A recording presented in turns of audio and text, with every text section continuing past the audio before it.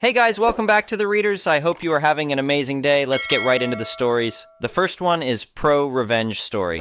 I am a military veteran who was injured in Afghanistan. I mention this only because it's important to the story. I worked for this company, though calling it a company might be generous. Really, it was just a guy who owned a few businesses and happened to be the richest person in a very small town. Let me explain how I ended up in this situation.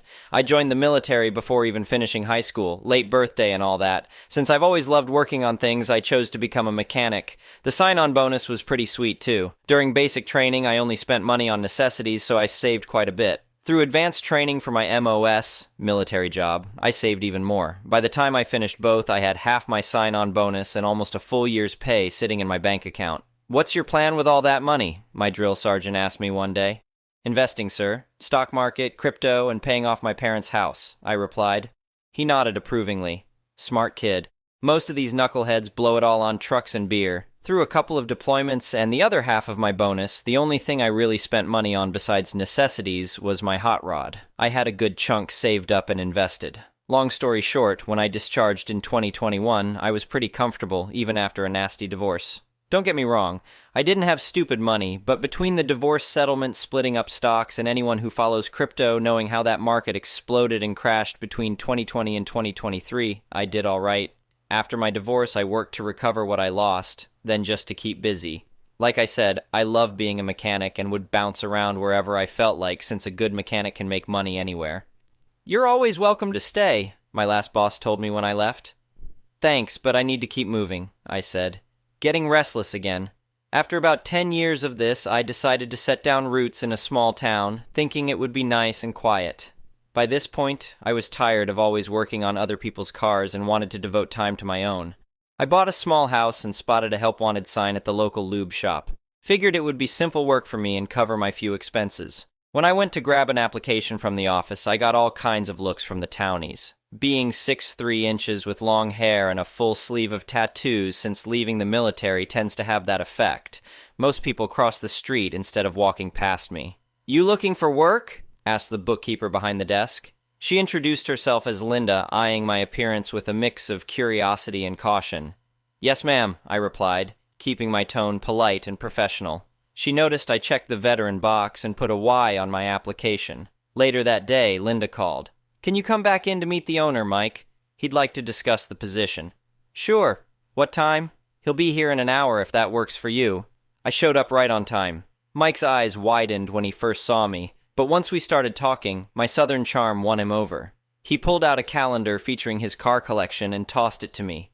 "Name the ones you recognize," he challenged, leaning back in his chair. I pointed to each one. "Let's see. Couple of Mustangs, Ford GT, Bricklin SV1, GTO Judge, Challenger Demon, De Tomaso Pantera, and an MXT. You know the Bricklin?" Mike sat up straight, suddenly interested. "Sure do. Gull wing doors, built in Canada. Pretty rare bird." We chatted cars for a while before he laid out the job offer. "Here's the deal. $100 a day, Monday through Saturday, 8 to 6. No overtime, but you get full day's pay even if we close early. Eat when you can. Sundays off, plus 1 extra day during the week. Sound good?" "Works for me," I said, shaking his hand. Everything went smoothly for about a year. Then Mike called me into his office one day. "Hey, I need a favor," he said. "Could use you as relief worker for my other lube shops in neighboring towns. $20 extra per day for travel, just covering when guys need days off." "No problem," I agreed. This arrangement worked well for another year until disaster struck. Mike met Rachel at some business conference, and within a month they were married. That's when she started draining his accounts with her gambling habit. The problem started small. One week my paycheck was only $250. When I asked Linda about it, she shifted uncomfortably in her chair. "There have been some changes," she said quietly. "You should really talk to Mike about it." I called Mike, and he showed up with Rachel in tow. "Why's my pay short?" I asked. "Bad weather affected business," Mike explained. "We had to close early several days." I might have let it slide, but Rachel jumped in. "It's not fair to pay you for a full day when you don't work the full 10 hours, she snapped. "Ma'am, I'm on a negotiated day rate," I explained calmly. "That's why I don't get paid 19 hours overtime each week." Rachel's face reddened. "That's not how it works anymore. From now on, you get paid for hours worked, nothing else." The next week was brutal, staying late every day for waiting customers, plus covering for a sick coworker on my day off. My paycheck should have been over $800, but came in at $600. I confronted Mike about it. What happened to my pay? That's what we agreed on, 100 a day, he said, not meeting my eyes. I worked 80 hours last week. Rachel stormed in, coffee mug in hand. What's he complaining about now? The fact that I worked 80 hours and only got paid 600, she sneered. You're contracted labor. You agreed to 100 per day. Why would we pay more? I looked at Mike. That how it is? You heard the lady? He mumbled. I went home and tried to rationalize it. The job wasn't hard and it covered my bills. Besides, the only other options in town were assembling sheds or working at the chicken plant. Things got worse the following week. Rachel was screaming at one of my coworkers in front of customers about some supposed OSHA violation, wearing tinted safety glasses. Complete nonsense since our bays faced east-west and we needed the tinted protection from the sun. As co-owner, it's my responsibility to ensure OSHA compliance, she hollered. I shook my head walking in, which was a mistake. Like a shark smelling blood, Rachel turned on me. You got something to say, you overgrown punk? She snarled. Later, I pulled Linda aside. You need to talk to Mike before Rachel's mouth writes checks he can't cash. I just keep the books, Linda replied, hands up. Don't involve me. This went on another year until I hit my breaking point. The day everything changed, I was already in a dark place. I'd just learned my buddy who saved my life in Afghanistan had been killed by a drunk driver. I'm working pit all day, I told the guys. Just let me be. They knew something was wrong. We'd worked together long enough. I never expected to deal with Rachel that day since I was at the furthest shop from their usual haunts, but luck wasn't on my side. Rachel burst into the pit screaming, Mike, look at this disaster! My crime! Having 50 common oil filters neatly stacked on waste drums for easy access, something I'd always done and Mike had never minded. Clean up this pigsty, Mike ordered, like he was talking to some teenager. Today's not the day, Mike, I warned. Move on and take her with you. Rachel exploded. How dare you disrespect us like that? If you don't like it, you're free to leave, Mike added. So I did. The next day, Mike called. Stop by the main store on your way home. I thought he might apologize, figuring the guys had told him about my friend. Instead, he dropped a bomb. You're on 6 months probation, he declared. $50 a day, no travel pay. You serious about this? I asked quietly. Really thought this through? That's when Mike showed his true colors. You're lucky I don't fire you for disrespecting me and Rachel. If I didn't pity you for being a struggling disabled vet, you'd be gone. Something in me snapped. I started laughing. What's so funny? He demanded. I drew myself up to full height, stepping forward like I was about to conduct some old-school military discipline. You should reconsider your life choices and who you go into business with. What, you gonna sue me? Mike scoffed. Go ahead if you can afford it. What's the VA give you, $1,000 a month? We both know how bad you need this job. Suing wasn't my plan, but he'd just kicked off my malicious compliance. That evening, I called a labor lawyer and paid the $3,000 retainer. Started building a case for unsafe work environment, unpaid overtime, and minimum wage violations, all while still working there.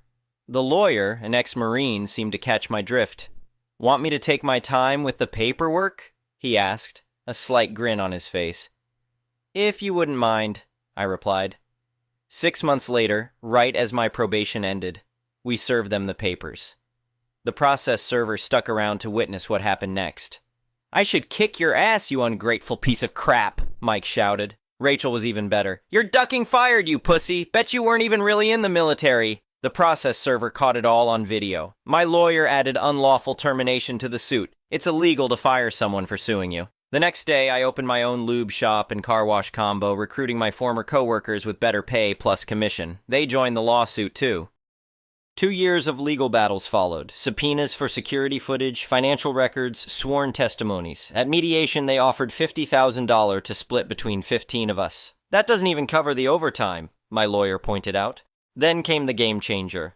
The IRS documents arrived, showing Mike had claimed veteran tax credits for me at all 6 shops, listing me as full-time at $12 per hour. Well, my lawyer said during the next mediation, this is interesting. 20 minutes later, they agreed to our terms. $400,000 in unpaid overtime split 15 ways, all legal fees, $20,000 per shop for unlawful termination, plus back pay for my probation period. Their only condition was a gag order. We signed, got paid, then somehow, and I still don't know how, those tax documents found their way to the right person at the IRS. I sold my shop to the guys for $8,000 each and moved away. 8 months later, I returned to handle an overgrown lawn issue at my unsold house. Found Linda working at a real estate office. "You won't believe what happened," she gushed. "Mike took a plea deal for tax fraud, filed bankruptcy. Rachel ran off with some casino guy." "What happened to Mike's cars?" I asked. "Check the parking lot," she winked. Sure enough, there sat that safety green Bricklin SV1. Turned out Mike had sold his collection cheap, hoping to buy it back after bankruptcy. To this day, I don't know who reported the tax fraud. Maybe some clerk processing the paperwork noticed the discrepancies. Either way, couldn't have happened to more deserving people. The next one is an entitled people story. My name's Javed. I'm 42, and until 6 months ago, the most excitement in my life was coaching my son's Little League team or fixing up our modest fixer-upper on weekends. It started about 6 months ago. We live in a fairly quiet neighborhood in North Carolina, in a modest house with a decent-sized yard. Nothing fancy, but it's ours, and we've put a lot of work into making it a nice place for our kids to grow up. Our street is one of those where most people wave but don't really know each other beyond superficial greetings at the mailbox. The first time I noticed him was on a Tuesday evening in early March. I was in the garage working on my daughter's bike when I spotted a man just standing at the edge of our property, watching the house. He was maybe in his 30s, average height, with unkempt brown hair and wearing clothes that looked like they hadn't been washed in a while. He wasn't doing anything particularly threatening, just watching. When he saw me notice him, he wandered off. "Probably nothing," I told my wife Jenny that night as we were getting ready for bed. "Maybe a new neighbor checking out the area." "Did he say anything to you?" she asked, looking concerned. "No, he just walked away when he saw me looking at him. I'm sure it's fine." 2 days later, he was back. This time, Jenny spotted him peering into our backyard while our kids, Emma, 8, and Jack, 6, were playing on the swing set. When she opened the door to ask if he needed something, he just mumbled something incoherent and walked away. That's when we started getting concerned. Over the next few weeks, his appearances became more frequent. He'd show up at random times, sometimes just standing across the street, other times actually coming onto our property. Each time we'd confront him, he'd leave, but he always came back. He never seemed to have a clear purpose. He didn't try to steal anything or peer into windows at first. He just lingered. I tried reasoning with him once when I spotted him by our mailbox. "Hey man, I don't know what you're looking for, but you're making my family uncomfortable. We'd appreciate it if you'd stop coming around." He just stared at me with glazed eyes and said, "This is where I need to be." Then he walked away, muttering to himself. Up close, I could see his pupils were dilated, and he smelled unwashed. I wondered if he was on drugs or maybe homeless. After that interaction, I called the police for the first time. They came out, took a description, and told me they'd keep an eye out. The officer, a younger guy named Reynolds, suggested the man might be homeless or dealing with mental health issues. "Call us if he comes back and seems threatening," Officer Reynolds said, handing me his card. Not exactly the reassurance I was hoping for. The man disappeared for about a week after that. Just when we thought maybe he'd moved on, he was back, but his behavior had escalated. He started showing up more frequently, sometimes multiple times a day. He'd stand closer to the house, and his mumbling became louder, more agitated. He'd pace back and forth at the edge of our property, occasionally stopping to point at the house or shake his head vigorously as if arguing with someone we couldn't see. One afternoon in April, Jenny was gardening in the front yard while Emma played nearby. The man approached them, getting uncomfortably close. "You don't belong here," he said to Jenny, his voice surprisingly clear compared to his usual mumbling. "You and those kids need to go. This is my place." Jenny grabbed Emma and hurried inside, locking the door behind them. When she called me at work, I could hear the fear in her voice.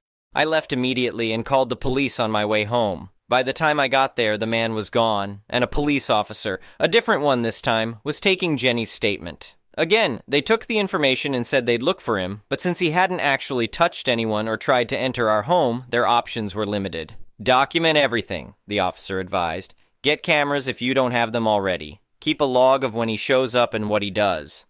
That weekend, I installed security cameras covering every angle of our property. It cost nearly $600, which we really couldn't afford, but Jenny and I agreed it was necessary. I also started keeping a detailed log of every appearance, complete with dates, times, and what he did or said. The cameras caught him 6 more times over the next 2 weeks. Twice, he came up to our windows and peered inside. Once, he actually tried the door handle on our back door. Each time, we called the police. Each time, they'd show up after he was gone, take our statement, and tell us to call again if he returned. I went down to the police station to talk to someone in person, frustrated with the lack of action. The desk sergeant explained that without evidence of a specific threat or a crime being committed, they couldn't do much more than what they were already doing. "But he's trespassing," I argued. "He's scaring my family." "Yes, and we respond every time you call," the sergeant said. "But by the time we get there, he's gone. We can't station an officer at your house 24/7. Keep documenting everything. If he makes specific threats or tries to break in, we can take stronger action." It was like living under siege. Jenny was afraid to let the kids play in the yard. We were all on edge, jumping at every sound. I started working from home as much as possible just to be there. The kids couldn't understand why they had to stay inside on beautiful spring days, or why Mommy and Daddy seemed so worried all the time. Our neighbors noticed the police visits, but seemed reluctant to get involved. One neighbor, Mrs. Patel, did tell us she had seen the man wandering around the neighborhood several times, and had also called the police once when she saw him sleeping in her shed. "They came and took him away," she said. But he was back the next day. The breaking point came on a Saturday afternoon in early May. I was in the backyard with both kids while Jenny was inside making lunch. The man appeared suddenly, coming around the side of the house. Before I could react, he was in our yard walking straight toward my children. "Those aren't your kids," he said, his voice angry. "They need to come with me. This is my house." I put myself between him and my children. "You need to leave right now," I said firmly. "You are trespassing and you're scaring my family." He ignored me, trying to step around me to get to the kids. I blocked him again. "The police are on their way," I lied, hoping to scare him off. Instead of leaving, he reached into his pocket and pulled out a large knife. "Move," he said. "Those aren't your kids." Everything seemed to slow down. I yelled for my kids to run inside, which thankfully they did immediately. The man lunged forward, slashing wildly with the knife. I jumped back, barely avoiding the blade. I'm not a fighter. I've never been in a physical confrontation as an adult. But in that moment, with my family in danger, something clicked. I grabbed the nearest thing I could, a garden shovel leaning against the fence, and swung it defensively as he came at me again. The shovel connected with his arm, causing him to drop the knife. But instead of backing off, he charged at me, tackling me to the ground. We struggled, rolling around in the grass. He was surprisingly strong, fueled by whatever delusion had brought him to our home. I managed to get on top of him and pin him down. "Stop! The police are coming!" I shouted, hoping Jenny had called them. He bucked and thrashed beneath me, screaming incoherently about how this was his house, his family. I held him as firmly as I could, terrified of what would happen if he got free. It felt like an eternity, but it was probably only a few minutes before I heard sirens. Jenny must have called 911 as soon as the kids ran inside. The police arrived quickly, pulling the man off me and restraining him. As they put him in the patrol car, Officer Reynolds, who had responded to our first call, explained that they recognized him. His name was Thomas Mercer, and he had a history of mental health issues and had stopped taking his medication. Apparently, our house looked similar to one he had lived in as a child. "You did the right thing," Officer Reynolds told me. "You protected your family without using excessive force." I was shaking too hard to feel any relief. All I could think about was how close he had come to my children. This time, Mercer was arrested and charged with trespassing, assault with a deadly weapon, and making threats. Because of his mental health status, he was committed to a psychiatric facility rather than jail. The court issued a permanent restraining order against him. We later found out he had been living in an abandoned shed about a half-mile from our house. When the police searched it, they found maps of our neighborhood with our house circled, and disturbing journal entries about reclaiming his family. They also found pictures he'd taken of our house, and most disturbingly of Jenny and the kids, obviously taken without their knowledge. The district attorney explained that Mercer would face a psychological evaluation and likely be committed to long-term psychiatric care. Because of his mental state, he probably wouldn't serve prison time, but the goal was to ensure he got the help he needed and wouldn't be able to threaten us or anyone else again. It's been 3 months since the incident. Mercer is still institutionalized, and his doctors say he'll likely remain under supervision for a long time. We've added more security features to our home, better locks, a security system, motion sensor lights, but the biggest challenge has been helping our family feel safe again. Emma had nightmares for weeks. Jack, though he's younger, became anxious about strangers. Jenny jumped at every unexpected sound. And me? I found myself constantly checking the cameras, patrolling the yard before letting the kids out, lying awake at night listening for any unusual sounds. We're all in therapy now. It's helping, slowly. The kids are gradually returning to their normal, carefree selves. Emma has started playing outside again, though she still asks me to check the cameras before she goes out. Jack has stopped having accidents at night, which started after the incident. Jenny has started gardening again, though she keeps her phone in her pocket at all times. And I'm learning to balance vigilance with not letting fear control our lives. The police drive by our house regularly now. Our neighbors, who we barely knew before, have formed an informal watch group. Everyone looks out for each other in a way they didn't before. If there's anything positive that came from this ordeal, it's the reminder of what's truly important. I'd never considered myself particularly brave or strong, but when my family was threatened, I didn't hesitate. I would do anything to protect them. I hope no one else has to go through what we experienced. If you ever find yourself dealing with a similar situation, my advice is to document everything. Report every incident to the police, even if it seems minor, and don't wait to take security measures. It's better to feel like you're overreacting than to wish you had done more. As for us, we're healing. Our home is beginning to feel like a sanctuary again rather than a target. And while I can't say I'm glad this happened, I am grateful for the reminder of how precious my family is and how far I'm willing to go to keep them safe. The next one is a malicious compliance story. Just wanted to share my compliance with you. It's been a few years, but I still am proud of it. Background, I worked in it in a medium-sized company. We were a team of about 20 persons, with always 2 specialists for every topic. For example, server, database and mine, network and firewalls. Due to laws in our country, we had a gentleman's agreement with our company, as Noon could be forced to be on call pretty much 24/7 every 2 weeks, but the company needing exactly that, they paid us about €500 per month and we would be on call, but with less harsh rules. You were supposed to call back in a larger time frame. It wasn't expected that you could start working within a specific frame, etc. The calls were not frequent, so this was okay for us. Every team was called like 3 times a year, so it was decent money for a psychic burden, more than for real work. The problem? I was the new one. So I worked there for several years and my boss just left me out of the agreement. At the beginning it was okay, because I wasn't called and also wasn't able to help immediately. But after 2 years, my higher boss blatantly stated, well, if there is a problem, we'll just call him, to other colleagues and my direct boss when it came to my partner going into vacations or illness. The first problem, as you might expect, I was pissed. And lo and behold, the time came and they needed help from the whole department because there was a computer problem with all systems. The higher boss didn't even have the balls to call me himself. He made one of the other colleagues do it. I answered and it was hard to leave them hanging, but I declined, knowing everyone would have more work with less people. The solution. After being set into such a harsh spot, I chose to solve the problem myself. You don't want me on call? You won't be able to call me.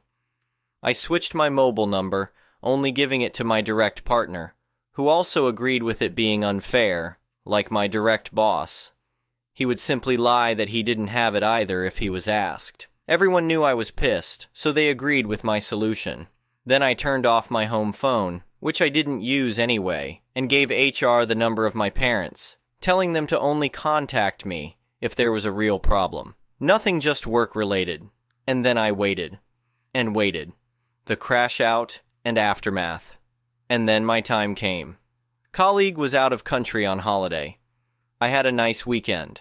On Monday I came in and everyone was like, everything crashed on the weekend. Turns out the firewall as main gateway had a network interface going up and down.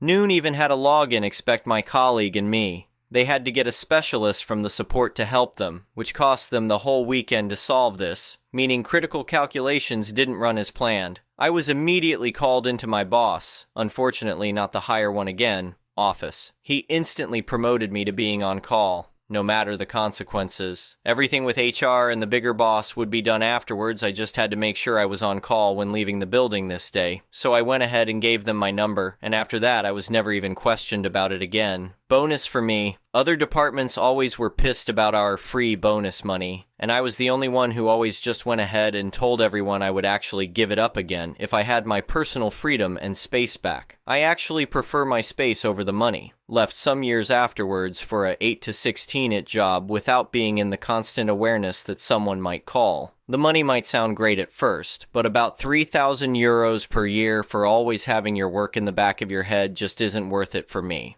Hope you enjoyed my MC. Have a good one. Edit for clarification. 500 euros a month at about 42% tax rate. It's quite usual to make it simple and just half the initial income, so it would have been around 3,400 euros. Nothing was split, everyone on call got the 500. Anyway, thank